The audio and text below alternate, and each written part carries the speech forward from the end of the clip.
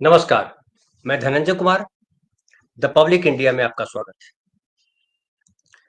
BJP भले न माने कि बाबा साहब अम्बेडकर का जो अपमान किया है, वो अपमान है या नहीं है, अमित शाह माफ़ी माँगे न माँगे, उनका इस्तीफ़ा बीजेपी ले न ले, या बीजेपी ये भी सोचे कि बाबा साहब के बारे में जो बोला वो कौन-सी बड़ी बात है। हम इतने ताकतवर हैं, क्या कर लेंगे ये लोग? क्योंकि हमारे पास तो सब कुछ है। साम, दाम, दंड, भेद जो हमारे खिलाफ खड़ा होगा उसको निपटा देंगे। और कौन खिलाफ खड़ा है? कांग्रेस खिलाफ खड़ी है। कांग्रेस लड़ाई लड़ने की बात कर रही है और बीजेपी ये भी जानती है कि जो रीजनल पार्टियां हैं उनकी इतनी हैसियत नहीं है कि केंद्रीय स्तर पर हमसे मुकाबला कर सके और हमसे अगर कोई लड़ेगी तो कांग्रेस पार्टी है। इसलिए कांग्रेस पार्टी लगातार कोशिश कर रही है कि कैसे अमित शाह को कटघरे में खड़ा किया जाए। जगह जगह प्रदर्शन किए जा रहे हैं, लेकिन अब तक बीजेपी के ऊपर कोई असर होता दिखाई नहीं पड़ रहा है। दूसरी तरफ देखिए कि जो मायावती है उन्होंने भी जो है आज प्रदर्शन किया पूरे देश भर में। ठीक ठाक भीड़ भी रही, लेकिन आप गौर कीजिए कि जिस लखनऊ में, जिस उत्तर प्रदेश में प्रदर्शन करना जो है खतरे का खेल हो गया है कि अगर आप प्रदर्शन करते हैं, धरना प्रदर्शन करते हैं तो आपको घेरा जाएगा, आपको पीटा जाएगा। आप याद कीजिए कांग्रेस पार्टी ने एक प्रदर्शन किया था, उसमें एक कार्यकर्ता उसके उसकी मृत्यु भी हो गई, कांग्रेस पार्टी के कार्यकर्ता की। समाजवादी पार्टी के नेता अखिलेश यादव जब जयप्रकाश नारायण की मूर्ति माला पहनाने के लिए निकले तो उनको घर में नजरबंद कर दिया गया। कोई मुस्लिम नेता बोलते हैं या कोई प्रदर्शन की बात सोचते हैं, छात्रों के साथ इस तरह का बर्ताव किया जा रहा जाता है, उसमें साफ साफ दिखाई पड़ता है कि सरकार का पूरा जोर होता है कि प्रदर्शन न हो, फ्लॉप हो जाए और इसकी चर्चा न हो और विरोधियों के भीतर यानी विपक्षी पार्टियों के भीतर एक भय खड़ा हो जाए। लेकिन बसपा ने जो प्रदर्शन किया उसमें देखिए बड़ी शांतिपूर्ण तरीके से सब चीज हो गया और इसमें साफ साफ दिखाई पड़ता है कि इसके पीछे बीजेपी की चाल है। ममता ममता जी जिस तरह से, अखिलेश यादव जिस तरह से अडानी वाले मुद्दे पे अलग खड़े हो गए कांग्रेस पार्टी से, तो लगा कि कांग्रेस पार्टी अकेली पड़ गई। फिर ये जो मामला बना अंबेडकर साहब का, उसमें सब लगा कि फिर से इंडिया गठबंधन एक हो गया है। तो इंडिया गठबंधन और खास करके कांग्रेस पार्टी ने जो माहौल बनाया उसको कैसे पंचर किया जाए, इसके लिए मायावती को उतारा गया और मायावती जी ने प्रदर्शन किया। अब दलित वोट बीजेपी के लिए कितने मायने रखते हैं या क्या दलित वोट उनके साथ है, ये एक बड़ा सवाल है। तो अगर 2024 की बात कीजिए, मैं थोड़ा आंकड़ा देता हूं फिर मैं आगे विश्लेषण को ले जाऊंगा। 2024 में बीजेपी को 29 सीटें मिली। दलित जो रिजर्व सीट है, SC schedule caste reserve seat है, 29 सीट्स मिली 2024 में और कांग्रेस को भी 20 सीटें मिली। जबकि अगर 2019 की बात कीजिए तो 2019 में कांग्रेस को सिर्फ 6 रिजर्व सीटें मिली थी और बीजेपी को 46 सीटें मिली थी। तो देखिए कितना का अंतर पड़ गया। 17 सीटें बीजेपी की घट गई, 17 सीटें, और वहीं 14 सीटें कांग्रेस की बढ़ी। तो बीजेपी को यह लग रहा है कि जो उसने नीतियां उसकी है वो अब कमजोर वर्ग को समझ में आने लगी है और राहुल गांधी जिस तरह से लगातार बीजेपी को एक्सपोज कर रहे हैं, उसमें जो दलित वंचित समाज है, पिछड़ा समाज है, उसको लगने लगा है कि बीजेपी हमारे लिए सही काम नहीं कर सकती है। बीजेपी सवर्णों की पार्टी है, बीजेपी हिंदू राष्ट्र बनाना चाहती है और हिंदू राष्ट्र बनाने का मतलब है कि संविधान के विरोध में खड़ा होना। बाबा साहब का अपमान जो है वो सोच समझ के किया गया। कोई अगर किन्हीं को लगता है कि अनजाने में हुआ है तो मैं नहीं मानता हूं, अनजाने में नहीं हुआ है और उनके अंदर है, चूंकि संविधान से ऊपर भगवान को मानते हैं। वो मानते हैं कि बाबा साहब ने देश में जो व्यवस्था बनी, देश में जो सबको मिला, वो बाबा साहब की वजह से नहीं मिला, संविधान की वजह से नहीं मिला, बल्कि वो ऊपर वाला देता है, देने वाला ऊपर वाला। इसलिए तमाम तरीके के बाबा पैदा हुए और बाबा जो है रोज प्रवचन देते रहते हैं, तरह तरह से प्रवचन देते हैं। मंदिरों में जिस तरह से भीड़ देखिए बड़े, उसमें दलित, वंचित, पिछड़े तमाम लोग जिस तरह से निकलते हैं, कलश यात्रा लेकर के, जिस तरह से कावड़ यात्रा निकलते, जिस तरह से भीड़ लगाते हैं पूजा में, जिस तरह से बाबा जो प्रवचन देते हैं उनमें जो भीड़ दिखाई पड़ती है वो ज्यादातर संख्या जो है किनकी है, वो दलित पिछड़ों लोगों की है। तो बीजेपी ने उनका एक तरह से कहिए हिंदूकरण कर दिया। बाबा साहब जब बात करते हैं कि नहीं, आप जो है सबसे इंपॉर्टेंट हो, पढ़ाई करो, शिक्षा हासिल करो, और अगर पढ़ोगे तो आप बेहतरीन बनोगे, आप अच्छा इंसान बनोगे, अच्छा नागरिक बनोगे और तरक्की करोगे। क्या बीजेपी का ध्यान पढ़ाई की तरफ? कितने स्कूल खोले, कितने कॉलेज खोले, कितनी यूनिवर्सिटियां खुली जहां दलित पिछड़े समाज के बच्चे पढ़ सके? तो तमाम जगह देखिए निजीकरण इस तरह से हावी हो गया है कि निजीकरण की वजह से दलित पिछड़े समाज का पढ़ना मुश्किल हो गया है। पढ़ने के बाद फिर जिस तरह से नौकरियों में लगातार किया जा रहा है, लगातार छात्र प्रदर्शन कर रहे हैं नौकरियों में, चाहे तो आरक्षण के साथ खिलवाड़ किया जा रहा है, चाहे जो है लेटरल एंट्री के द्वारा आरक्षण को ठगा जा रहा है। वहीं जो है ईडब्ल्यूएस जो आरक्षण दिया गया है उसके अंदर देखिए कोई बेईमानी नहीं है, कुछ नहीं है। और हद तो देखिए कि प्रियंका गांधी ने जो बात कही भी, और हालांकि बहुत पहले से लागू है, जब से जीएसटी आया है 2017 से लागू है, एक तरह से समझ लीजिए कि 18% जीएसटी विद्यार्थियों को भी देना पड़ता है। जो अभ्यर्थी जो नौकरी के लिए फॉर्म भरते हैं उनको भी देना पड़ता है 18%। ये क्या है? क्या सरकार कोई रियायत दे रही है बीजेपी सरकार? उनको क्या इसकी पड़ी है कि ये लोग, ये समाज आगे बढ़े? जिस तरह से योगी आदित्यनाथ लगातार मस्जिद के भीतर मंदिर ढूंढ रहे हैं, या उनका पूरा जो है महकमा जो है, जो कानून व्यवस्था संभालने वाले जो पुलिस हैं, जो और लोग हैं, वो सब इसी में लगे हुए हैं। ऐसा लगता है जैसे उत्तर प्रदेश में सारी समस्याएं खत्म हो गई है, सिर्फ एक काम बचा है, मंदिर बनाना। मंदिर बनाना, मुसलमानों को दबाना, और उनको लगता है कि वोट हमको इस हिंदू राष्ट्र के नाम पर ही मिलता है, और कल, आज नहीं कल, हिंदू राष्ट्र बनाएंगे। लेकिन अगर हिंदू राष्ट्र बनता है तो दलितों पिछड़ों की क्या हैसियत होगी? आज दलित और पिछड़े उनके साथ नेता खड़े हैं क्योंकि उनको कुर्सी दी गई है।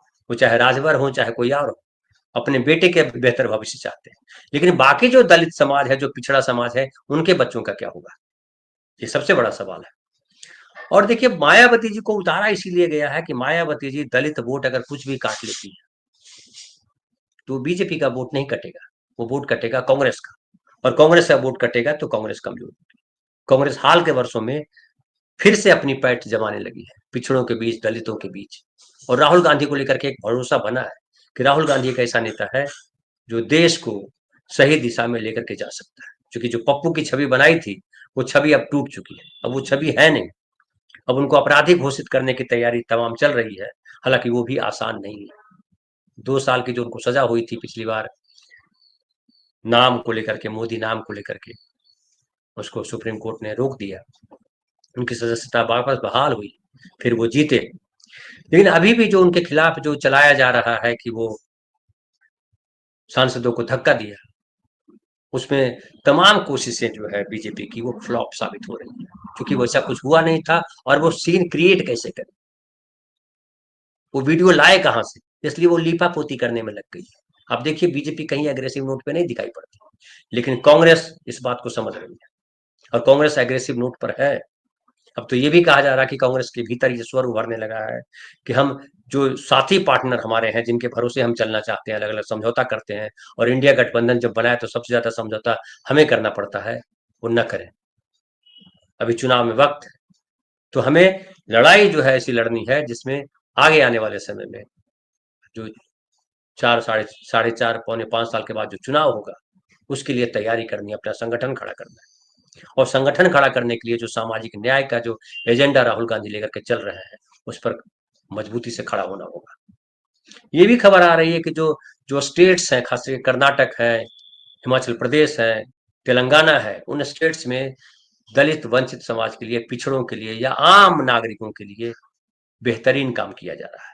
भले वो आप तक नहीं पहुंचता, चूंकि जो गटर मीडिया है वो कंप्लीटली जो है कांग्रेस के कामों को किनारे करके चलती है। उनके आप देखिए, आप तमाम चैनलों के न्यूज देखिए तो वो संभल पर बात करेंगे, कहीं और बात करेंगे, मोदी जी कहाँ गए, अमित शाह जी ने क्या किया, उसी पर बात करते हैं। कांग्रेस पार्टी की सरकारें क्या कर रही हैं उस पर कहीं चर्चा नहीं होगी। लेकिन दोनों सरकारें, जो कर्नाटक की सरकार है और जो तेलंगाना की सरकार है, लगातार अच्छे काम कर रही है। और राहुल गांधी का ये दबाव है, राहुल गांधी का एक प्रेशर है कि हमको आम लोगों के लिए काम करना है। कल जब सब्जी सब्जी मंडी गए, लोगों से मिले, तो उसका एक प्रभाव पड़ता है।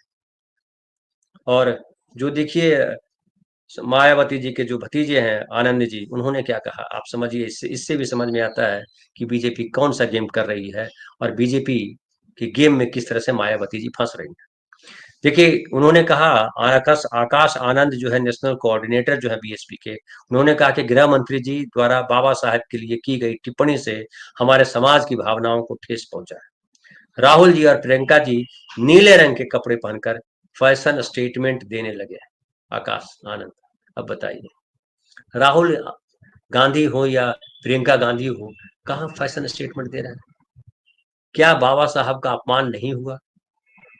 आप भी कह रहे हो अपमान हुआ, और अपमान हुआ तो क्या उसके लिए लड़ा नहीं जाना चाहिए? उसके लिए सड़क पे नहीं उतरा जाना चाहिए? और जिस तरह से कांग्रेस पार्टी ने सप्ताह मनाया है और आगे भी कंटिन्यू करेगी, कांग्रेस पार्टी के नेता कह रहे हैं कि हम जो है इस मुद्दे को जन जन तक पहुंचाएंगे, और आम आदमी तक पहुंचना है। अगर देश का विकास करना है तो संविधान की बात करनी होगी, और जो संविधान की बात लंबे समय से राहुल गांधी कर रहे थे, आज भी कर रहे हैं। बाबा साहब का जब चैप्टर जुड़ता है उससे, तो और मजबूत होती है कांग्रेस की लड़ाई। और मुझे लगता है इस बात को लेकर के बीजेपी के भीतर बेचैनी है, चिंता है। इसलिए वो हिंदू राष्ट्र वाला जो चैप्टर है, जो हिंदुत्व वाला जो चैप्टर है, वो भागवत जी उसको सॉफ्ट करना चाहते हैं। वो कह रहे हैं कि बहुत हर जगह मंदिर ढूंढने की जरूरत नहीं है, हमें सबके साथ रहना है। और वो अब मुसलमानों की बात भी करने लगे हैं, और वो कह रहे हैं कि अच्छे तरीके से रहेंगे तो कोई दिक्कत नहीं है, देश सबका है। वो क्यों कह रहे हैं? उनको लग रहा है कि कांग्रेस पार्टी धीरे धीरे मजबूत हो रही है, और कांग्रेस पार्टी के जो नेता है राहुल गांधी, राहुल गांधी मजबूती से उभर रहे हैं। और बीजेपी का जो खेल है साम दाम दंड भेद, मायावती उसके शिकार है, ममता बनर्जी उसके शिकार है, अखिलेश यादव उसके शिकार है। क्योंकि आप जानते हैं कि बीजेपी के पास जो तंत्र है, शासन का जो तंत्र है, जो ईडी सीबीआई तमाम चीजें हैं, पैसा है उसके पास, तो तरह तरह से चीजों को बिगाड़ती है। और रीजनल पार्टियों को यह भी लगता है कि अगर कांग्रेस मजबूत होती है तो हम कमजोर हो जाएंगे। क्योंकि अगर बिहार की, जिसे अगर मैं बात करूं, तो बिहार में देखिए लालू प्रसाद यादव जी की जो पार्टी है आरजेडी, लालू प्रसाद जी की जो फैमिली है, वो ऐसा लगता है कि बिहार पर उनका कब्जा है। कांग्रेस पार्टी को स्पेस नहीं देना चाहते, कांग्रेस पार्टी को वैसे ही रखना चाहते हैं जैसे आज से 25 साल पहले कांग्रेस थी। हालांकि कांग्रेस का वहां गठबंधन है आरजेडी के साथ लगातार, और कांग्रेस पार्टी के वैसे ताकतवर नेता अब नहीं है, क्योंकि लालू प्रसाद जी को बहुत अहमियत दी गई थी। लालू प्रसाद जी को अहमियत दी गई, वो गलत भी नहीं था, क्योंकि लालू प्रसाद अकेले तौर पे खड़े थे सोनिया गांधी। लेकिन अब ये व्यक्तिगत रिश्ते से उठ करके पार्टी को कैसे मजबूत बनाया जाए, इस पे विचार करना पड़ेगा। और राहुल गांधी जो एकला चलो रे वाला जो अगर पॉलिसी अपना रहे हैं, तो उनको बिहार और उत्तर प्रदेश जैसे स्टेट्स में, खासकर बिहार में, ये शुरुआत करनी चाहिए कि कैसे पार्टी को मजबूत बनाया जाए। बाबा साहब अम्बेडकर की जो बात है कि सभी वर्गों को साथ लेकर चलने वाली जो बात है, जो सामाजिक न्याय की बात राहुल गांधी करते हैं, वो सामाजिक न्याय सतह पे उतरा हुआ होना चाहिए, उतरना चाहिए, और वो पार्टी के भीतर लाना पड़ेगा पहले, कि पार्टी में किस तरह से तमाम समुदायों को स्पेस दिया जाए। और खबर मिलती है कि राहुल गांधी जो है वो अपने तम प्रयास तो करते हैं, लेकिन उनके पास आस पास जो लोग जुड़े हुए हैं, वो आम कार्यकर्ताओं से मिलने नहीं देते। लोग अक्सर जिक्र करते हैं कि इंदिरा गांधी के जमाने में भी इंदिरा गांधी आम लोगों से मिलती थी, राजीव गांधी मिलते थे, आम कार्यकर्ता जो होते थे, वो एक बैठक दरबार लगता था जहाँ कार्यकर्ता दूर दूर से कार्यकर्ता आते थे और अपनी बात रखते थे। वो राहुल गांधी के साथ नहीं हो पा रहा। राहुल गांधी को ये करना पड़ेगा। लेकिन ये जो इशू है संविधान का, जो इशू है तमाम धर्मों के लोगों को साथ लेकर चलने का, धर्मनिरपेक्षता का, जो इशू है महिलाओं का, जो इशू है दलितों का, पिछड़ों का, उस सबको कोई, उसको अगर बीजेपी चाहे भी तो अब उसको कट डाउन नहीं कर सकती। तो हिंदू राष्ट्र के नाम पर जितना खेल करना था वो हो गया। अब हिंदू राष्ट्र के नाम पर ये सारी चीजों को, इन सारे मुद्दों को झुटलाया नहीं जा सकता। मुझे लगता है कांग्रेस पार्टी के लिए बहुत बेहतरीन अवसर है ये, और राहुल गांधी के लिए भी। और मुझे लगता है कि देश के नागरिक भी इंतजार कर रहे हैं कि कांग्रेस पार्टी सामाजिक न्याय के नारे को जमीन पे उतारे, बाबा साहब का जो सपना था वैसा भारत बनाने की दिशा में आगे बढ़े। और अगर उतरते हैं कांग्रेस जन, तो जाहिर है आम आदमी का साथ मिलेगा। तो फिलहाल इतना ही, कल फिर बात करेंगे किसी नए विषय पर। बहुत बहुत धन्यवाद।